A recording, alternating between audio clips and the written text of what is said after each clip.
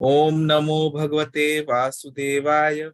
Om Namo Bhagavate Vasudevaya. Om Namo Bhagavate Vasudevaya.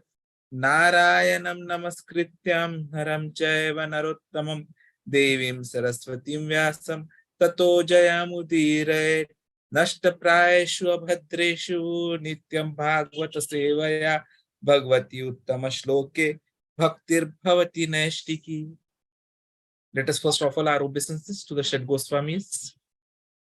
Nana Shastra Vichanika Nipano Sthadharma Sanstapako Lokanam लोकानां Hitakarino हितकारि Tribhuvane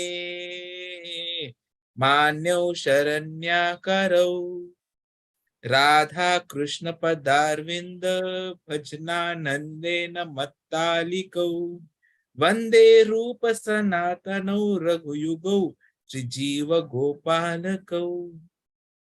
I offer my respectful obeisances unto the six Goswamis, namely Shri Rüpa Gosvämi, Shri Sanatan Goswami, Shri Raghunath Bhatt Goswami, Shri Raghunath Das Goswami, Shri Jiva Goswami, and Shri Gopal Bhatta Goswami, who are very expert in scrutinizingly studying all the revealed scriptures with the aim of establishing eternal religious principles for the benefit of all human beings. Thus they are honored all over the three worlds, and they are worth taking shelter of because they are absorbed in the mood of the gopis and are engaged in the transcendental loving service of Radha and Krishna. So let us have a small summary of what we have read till yesterday. So we saw that Nectar of Instruction. So it's total 11 verses, and it's going to be taking us from Shraddha to Prema in total 11 verses. So text 1 to 3 is going to talk about Shraddha, wherein text 1 talks about controlling the mind and senses. Text 2 talks about 6 things unfavorable for Krishna consciousness.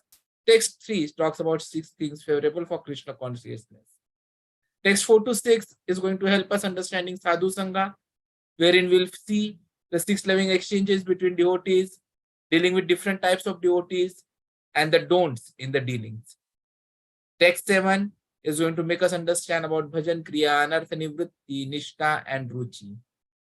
So that is where we'll also understand the glories of the holy name. Text 8 about asakti. So how we should have meditation on Krishna's name, form, qualities, and pastimes. And text 9 to 11 are about bhava, prema. So it's about residence in Radha Krishna and its glories. So that is how the whole Nectar of Instruction is about. It's talking about mind and sense control. It's talking about attitude. It's talking about ISKCON's purpose, guru and disciple, sadhu sangha, devotees, the different kinds, the behavior and qualifications, and stages and development of bhakti. So the purpose of the subject discussed in Nectar of Instruction is basically to guide our activities and to help us become better Vaishnavas. So how it is going to be done is by teaching one how to start serving Krishna and becoming a pure devotee, which is the highest success. And secondly, by teaching one to stop serving mind and senses and becoming a Goswami. And that is the first duty of all spiritualists. Because without this, no spiritual advancement is possible. And this book helps one to promote oneself to the Sattva Guna. This makes the path very clear. So as we saw yesterday, advancement in Krishna consciousness depends on the attitude of the followers, and we are all Rupanagas. So what NOI is going to help us is develop through 9 progressive stages of bhakti. So it will start with Shraddha, that is little faith, Sadhu Sangha, association of pure devotees, Bhajan Kriya, practices of hearing and chanting and various devotional activities, Anartha Nivritti, cleansing of the heart, Nishtha, firm faith and steadiness, Ruchi, taste and asakti, attachment, power, preliminary stage of transcendental love, and prema, the fully developed love of Godhead. Om Ajnanati Mirandhasya Jnananjana Shalakaya Chakshurun Militam Yena Tasmai Shri Gurave Namaha Shri Chaitanya Manobhishtam Sthapitam Yena Bhutale Swayam Rupa Kadamayam Dadati Swapadantikam Vandeham Shri Guruho Shri Yuta Padakamlam Shri Gurun Vaishnavamscha Shri Rupam Sagrajatam Sagana Raghunathanvitam Tam Sajivam Sadvaitam Savadutam Parijana Sahitam Krishna Chaitanya Devam Shri Radha Krishna Padan Sagana Lalita Shri Vishakhanvitamscha Namo Om Vishnu Padaya Krishna Pristhaya Bhutale Srimate Bhaktivedanta Swami Niti Namine Namaste Saraswati Deve Gauravani Pracharine Nirvishesha Shunyavadi Paschatya Deshatarine Jai Shri Krishna Chaitanya Prabhu Nityananda Shri Advaita Gadadhara Shivasadi Gaura Bhakta Vrinda Hare Krishna Krishna Krishna Hare Hare Hare Rama Rama Rama Hare Hare Hare Krishna Krishna Krishna Hare Hare Hare Rama Rama Rama Hare Hare Hare Krishna Krishna Hare Hare Hare Rama Rama Rama Hare Hare. So welcome to this journey, which is basically of Nectar of Instruction, a book specifically for neophyte devotees like us. So these are the instructions which, if we follow, are going to help us become better devotees, as we saw yesterday. The reason being very simple. This is something which is given to us by Sri Rüpa Goswämi ji, who has had the most special, very special mercy of Chaitanya Mahaprabhu. And all the knowledge came into his heart because of his mercy. And then he has written all these for our benefits. So though there are only 11 shlokas, each shloka is full of so much of wisdom that if we understand it and actually implement them, then there is nothing which will stop us from getting the approval to be in Golok Vrinda. So let us start with the first shloka. Repeat after me if you can, and please do recite them whenever you can.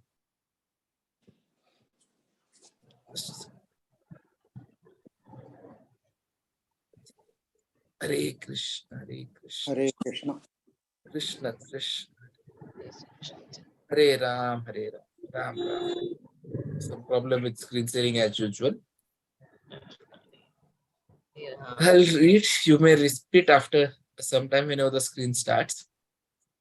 Vacho Vegam, Vacho Manasa Vegam, Vegam, Jiva Vegam, Udaram Asthavegam, Udaram Astavegam, Etan Vegam, Anya Vishahet, Tirha Anya Sarvam Vishaye, Apimam Tashishyata.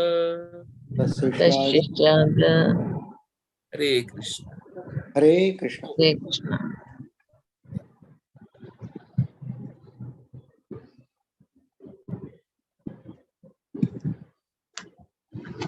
Oh, it means a sober person who can tolerate the urge to speak the mind's demands, the actions of anger, the urges of the tongue, and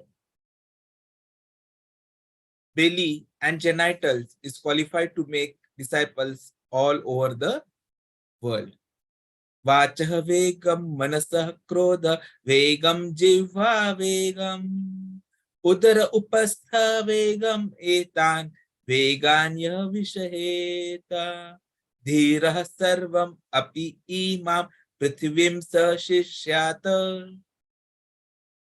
So vacha means speech and vega is the urge. So we are seeing here that this shloka starts talking about the different urges, vegam, vegam, vegam. And what are those vegas that we are talking about here are vachaha of speech, manasaha of mind, krodha of anger, jivva of tongue, udara upastaha that is belly and genitals. So all these urges, whosoever vishahetaha, that is can tolerate, that dhiraha, sober person, only that person, that personality is allowed to make shishyat, disciples. So a natural question which comes after reading the shloka is, oh, it is talking about making disciples. But we are neophytes, so how is it related to us? It is related to us because this is the first step of the ladder. The ladder which is going to help us move further towards reaching the ultimate, which is Krishna Prem. So when Prabhupada ji has written this shloka and given this translation, he has ensured that we understand this in a detailed mechanism. And so he has given a good purport. Our whole purpose is going to be to concentrate on this purport and make it as easy as possible for all of us to understand, imbibe, and then practice it. So if you see the purport, it is divided into, I'll say, 4 different categories. A basic understanding of this shloka, the application which comes out of this shloka, Bhaktisiddhanta Saraswati Thakur's purport, and then the conclusion or the theme which comes out of this shloka. And we are going to follow that whole. So there are many learnings which come out of this shloka. What I've done is, in order to ensure that we understand it properly, I've just summarized these learnings. What we are going to be doing is, over the coming period of days, you're going to understand all of these in details. So it will start with these 6 urges which are to be controlled. Why this topic has to be discussed. How atonement without sense control is useless. So Srila Prabhupada has quoted 4 examples for this point. So we'll be discussing those in detail. How there are 4 levels of intelligence. How Sukadeva Goswämi ji replies and confirms to Parikshit Mahäräja regarding atonement. What is real präyashchitta or atonement? How focus of any of the process of atonement is going to give the results. The definition of tapasya. We'll understand the traditional process of tapasya, Rüpa Goswami ji's recommended path. We'll also understand the conclusion which comes out of these first 2 pages. And then we'll have detailed discussion about each of the 6 urges along with its solutions. So we'll see the 6 urges to be controlled according to what A.C. Bhaktivedanta Swami Prabhupada says. Then we'll be having discussions about the Anuvritta commentary of Updeshamrut by Sri Bhaktisiddhanta Saraswati Thakur about these urges. We'll understand, according to Prabhupada as well as Bhaktisiddhanta Saraswati Thakur, what is Vacho Vegam, what is Manasaha, what is Krodha, anger, what are the problem of Jivva Vegam, what is the solution for Jivva Vegam. We will also try to understand the supporting verses from scriptures about Jivva Vegam, about urges of stomach, about urges of genitals, and here especially how Bhaktisiddhanta Saraswati Thakur gives us 2 types of these urges. Then we'll see the instructions to those in the renounced order, for which we'll have study from Prema Vivarta, 7th chapter by Sri Jagadananda Pandit.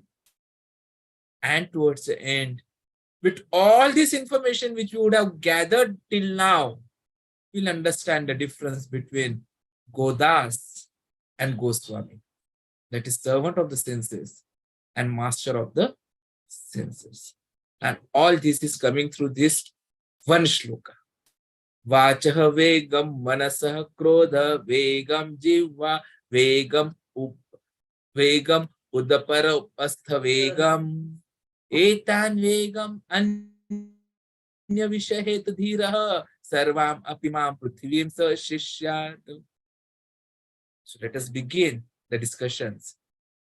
We'll start with what Prabhupada ji says, or what are these 6 different urges which need to be controlled. So they, as they have been quoted here, they're about speech, they're about the demands of the mind, they're about anger, the tongue, the belly, and the genitals. So you'll find that all these 6 things that we are talking about, be it speech, be it mind, be it anger which comes out of this mind, be it tongue, belly, or the genitals, they are all in the center of the body, the Madhya Kramanika. And if you are able to control them one by one, then everything becomes easy. And you will find that this particular mouth, this particular tongue, it has got 2 different vegas, 2 different urges. That is, one about speaking, and the other, the test, wherein this tongue wants to eat everything palatable. So all these urges, these vegas, is what Prabhupada ji concentrates upon in his whole discussion in this particular purport. So the question arises, why do we want to understand them? And the answer is exactly what yesterday one of the Matajis raised a question. This topic deals with the subject of mind and sense control. Because controlling mind and senses is the first step to spiritual advancement. And since mind and sense control is important, it is useless to do any atonement process to counteract our sinful acts and propensities without focusing on this aspect of mind and sense control. And these controlling of these vegas is what is the solution, or what is the response to the question, how do we have mind and sense control? So when Sri Rüpa Goswämi ji has written this down, he had also studied the Srimad Bhagavatam. And this particular question in Srimad Bhagavatam was very nicely raised in the 6th canto, 1st chapter by Parikshit Mahäräja. In fact, throughout the Bhagavatam, we'll see that Parikshit Mahäräja raises a number of intelligent questions. So the question which he raises here was, why do people undergo atonement if they cannot control their senses? That is where this whole discussion becomes. Now, when we are doing the discussions, at times we find that whenever we are reading, whenever we are hearing, when we are new, we are not understanding everything. When we become little old, we start understanding something. And as we become more and more experienced, we start understanding more and more in little and little. And that is where Prabhupada ji talks about in the purport, which becomes an important point of discussion about the 4 types or the levels of intelligence.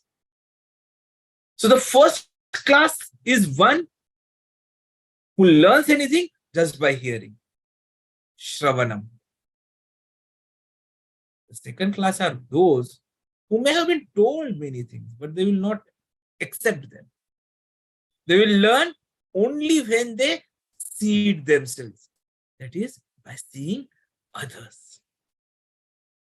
The third class are those who still do not believe. So they may be seeing something happening, but still they won't believe unless they experience themselves. And the fourth class, you cannot call them intelligence.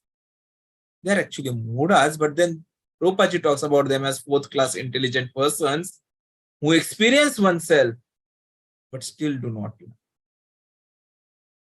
So it's like if a child is told that if you touch fire, it will burn and it will pain you, the child accepts it. First class. But he does not listen. नहीं पापा, ऐसा नहीं होता है. It doesn't happen that way, Papa. Johnny is not ready to listen. But then he sees that someone else touches the fire and it burns the finger. Yeah, Papa was right. Sorry, I understand. Fire, you touch, you burn. But then there are some, oh, maybe his body is that way. But I am a strong person. I'm not going to be affected. So he himself will try to touch the fire and he himself will burn. He'll get the pain and he'll say, yes. Now a golden rule, no more doing it again. And then we have some persons who even after doing this, who even after having burnt once, keep on doing it repeatedly. It's like the tendency of those thieves who keep on doing the theft again and again. In fact, these examples have been given by Prabhupada in the purport, which we'll be talking about in detail. So, what Prabhupada says is, any kind of an atonement without sense control is useless. So we see the thieves. So a thief, if he is going to keep on stealing even after punishment, then what is the use? He knows. A person who is stealing, he knows that he may be arrested for stealing. He may have seen some other thief being caught, put in prison. Yet he continues to steal. And there could be some who themselves have gone to prison, but still keep on doing this. So though they have been punished, they have been put behind bars with the hope that they will atone for their activity. But even after coming out, they do the same thing. What is the use of such atonement? It is useless. Prabhupada also compares it to the elephant's back. We know elephant. Such big elephants. In fact, in Bhagavatam, we have also read the story of Gajendra Moksha. They simply roam around with their beautiful bodies. Everyone around go away. And then they reach the water bodies. They bath very nicely in the water.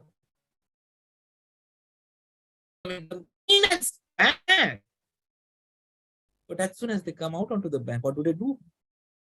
They throw dirt all over the body again. So what is the use of such elephant bathing? And then we have certain spiritualists who chant the Hare Krishna Mahamantra. And at the same time, keep on doing forbidden things. They think that their chanting will counteract their offenses. What is the use if you're going on to do sins on the strength of holy names? In fact, it is one of the offenses which we are reciting every day. That while chanting, if one can, you on the basis of the holy name, if you commit sinful activities, it is an offense to the holy name. Namno balad yasya hi papa buddhi. And then we have seen such people who often go to church. So religiously they go to church every Sunday to Sunday. And there they will sit in the confession box. They'll confess in front of the priest everything wrong they have done. And they think that this confession and some penance which they do is going to relieve them from the results of their weekly sins. And as soon as the next day comes, they again begin their sinful activities, expecting to be forgiven the next day. So what is the use? So though they have done an atonement and they keep on doing the same mistakes, it is of no use. And this is exactly what Parikshit Maharaj had asked.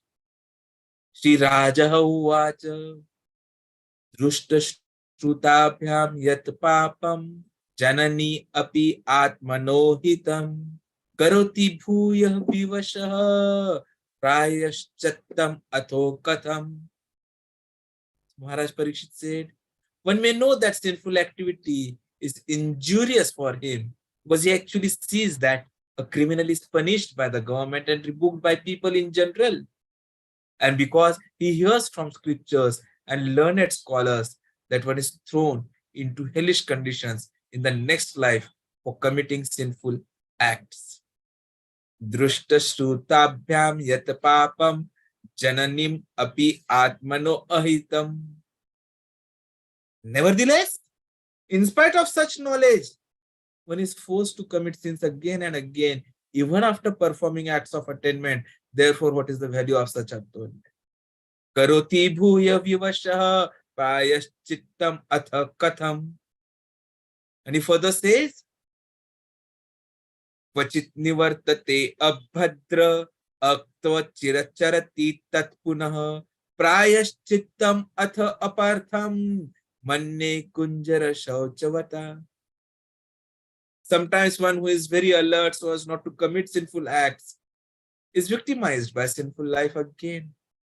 I therefore consider this process of repeated sinning and atoning to be useless.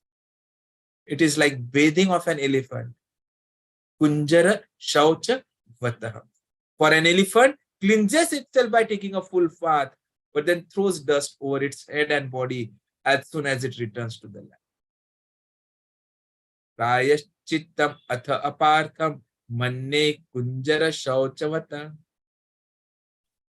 So very practical question which Parikshit Maharaj has asked.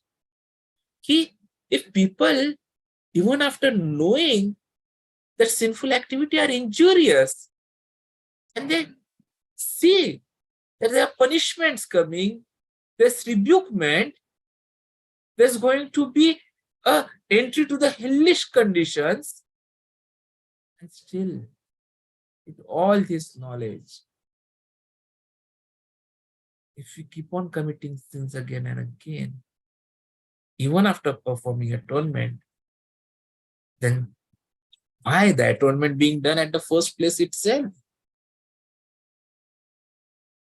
So there has to be something, atonement has to be in such a way that this sinful tendency itself goes away. So putting behind the bars, if it is not removing the sinful tendency, that's of no use.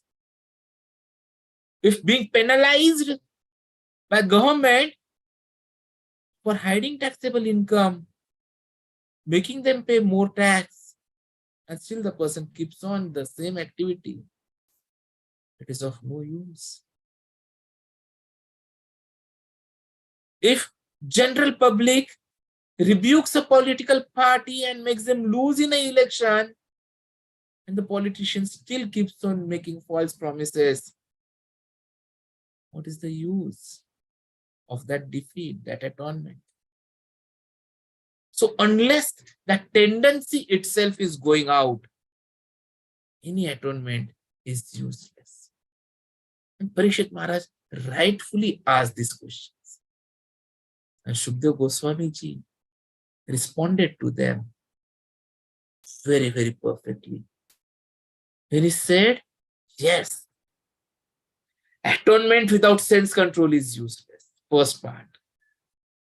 Second part, sinful activity cannot be counteracted by pious activity. And third, you have to consider the definition of real atonement. So what Sukadeva Goswami ji is talking about here, they are very, very important aspects. Generally, we feel if we are having something plus, then we do a minus and then we can arrive at zero. So you do sin, you do pious activities, they will be negating and zero. Life does not work like that. Krishna has clearly said, whatever karma you do, karma phalam prapnoti. You will get your karma. So you have to work in such a way that there should not be any karma. There will not be any phala. So unless you do that, and if you feel that you should do some pious activities, then you will not have any problems, you are wrong. And that is where the morning discussion that we have been having, and tomorrow would be the concluding day of that discussion. Why bad things happen to good people? So we are seeing the story of Kushner there in the morning discussion every day, in the chanting session. So he is such a pious person. He has been so much of pious activities, and still suffered. Why bad things happen to good people? This is the reason.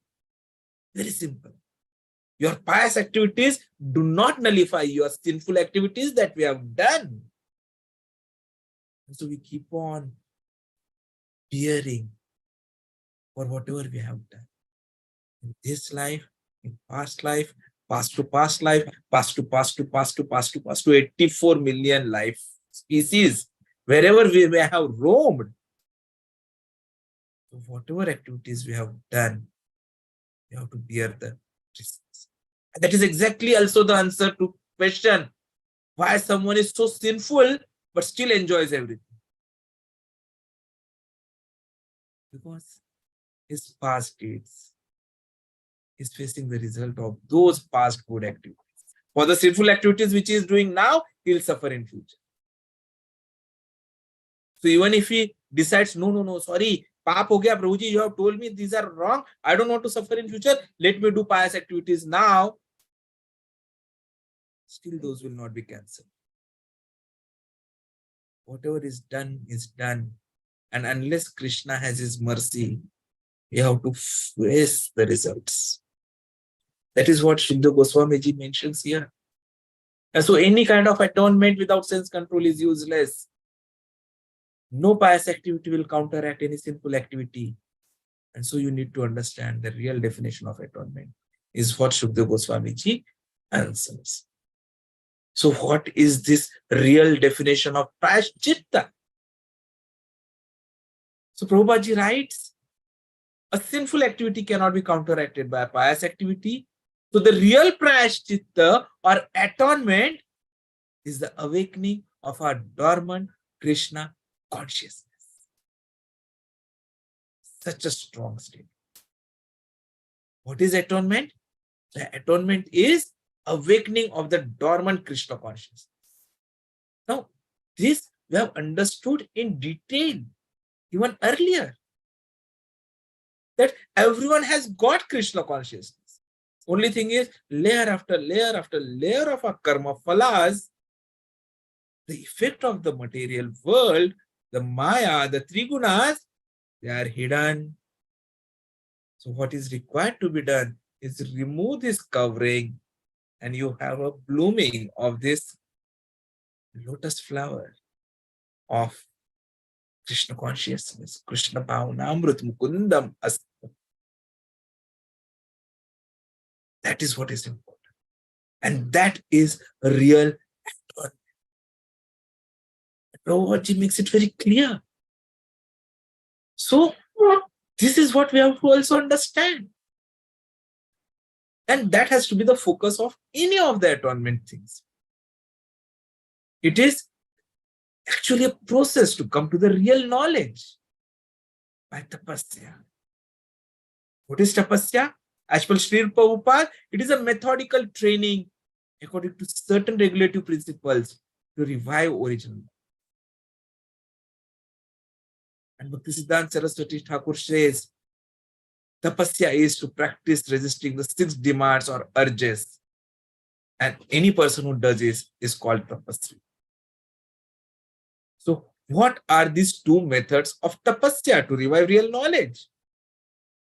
One is the standard traditional method, and the second is the path recommended by Rüpa Goswämi. So, these are all aspects which we can understand in detail. I'll take a couple of minutes more and then finish this topic first. So, we see that atonement is coming to the real knowledge, and it is the standard process. It's like if you follow the hygiene process, then you will not fall sick. wash your hands, wear your mask, maintain 6 feet distance, no corona. So similarly, if a human being is trained according to simple principles to revive original knowledge, that methodological life is tapasya. And then one can be gradually elevated to the standard of real knowledge, which involves 8 aspects. But if someone is lucky enough to get the association of bhakta, then he can surpass all the practices for controlling mind by yoga process by simply following regulative principles and engaging in deity service under the direction of bona fide spiritual master. This easy process is something which is recommended by Srila Rüpa Goswämi. So to summarize the traditional process, the benefit is that there's going to be a gradual elevation. And what we have to do in that process is practice austerity, practice celibacy, that is brahmacharya, control the mind, control the senses, giving one's possession in charity, being truthful, keeping clean, and practicing yoga asanas. Quite difficult. But then that is the traditional process. And the Pancharatra Vidhi, as recommended by Rüpa Goswami ji, it surpasses all practices. And it involves very simple things. Association of pure devotees, following the regulative principles of Krishna consciousness. What are these? No illicit sex, no meat eating, no intoxication, no gambling, and engaging in the service of Lord under the direction of bona fide spiritual master. Very easy, very direct, and that is why this is recommended. So the conclusion is Krishna consciousness is the best solution to control the 6 urges. The 6 urges which we have seen, the urges of the speech, the mind's demands, the anger, the tongue, the belly, the genitals. And as for Bhaktivedanta Saraswati Thakur, what he mentions in Anuvritti commentary, it is material identification creating 3 kinds of urges. That is, urge to speak, urge or demands of the mind. So they will be either attachment or anger, and urge or demands of the body, which will be of tongue, belly, and genitals. And if we succumb to such urges, then life becomes inauspicious. And so we need tapasya, practices meant to resist these demands. And if we start doing it, if we practice such austerities, then we will be tapasya. The result will be we will overcome victimization by material energy. Now, material energy is the external potency of Supreme Personality of Godhead. With this, we can overcome that. So, this is a short summary of what we have heard today. So, Nectar of Instruction, text 1. So, we saw what Maharaj Parikshit has to say on atonement. He has given us the analogies of elephant and bath, thief and police, confessions, and the chanting of the holy name. And then, based on that, we came to the real atonement. So, there we saw real atonement, that is awakening dormant Krishna consciousness or tapasya. So, application part we'll be seeing tomorrow. We have seen the theory part here, that what it means is training according to the regulative principles and methodical life. So 2 methods for it: the traditional tapasya method, which involves celibacy, mind and sense control, cleanliness, austerity, truthfulness, renunciation, and yogasanas; and the Pancharatrik tapasya, or the Rüpa Goswami's method, which involves doing, that is practicing bhakti under Guru's guidance in association of devotees, and don'ts, that is following the regulative principles. Hare Krishna. Thank you very much. So we'll continue our discussion next week from where we have left today. So requesting that all of you take it a little more seriously. I have shared the book excerpts as well as the presentations in the Google Drive. So kindly go through them. Please ask questions wherever you feel that you are not understanding something, so that if this one particular book becomes easy and completely understood by us, then there is very ease to do the practice of bhakti yoga very successful. Thank you very much. Vancha kalpa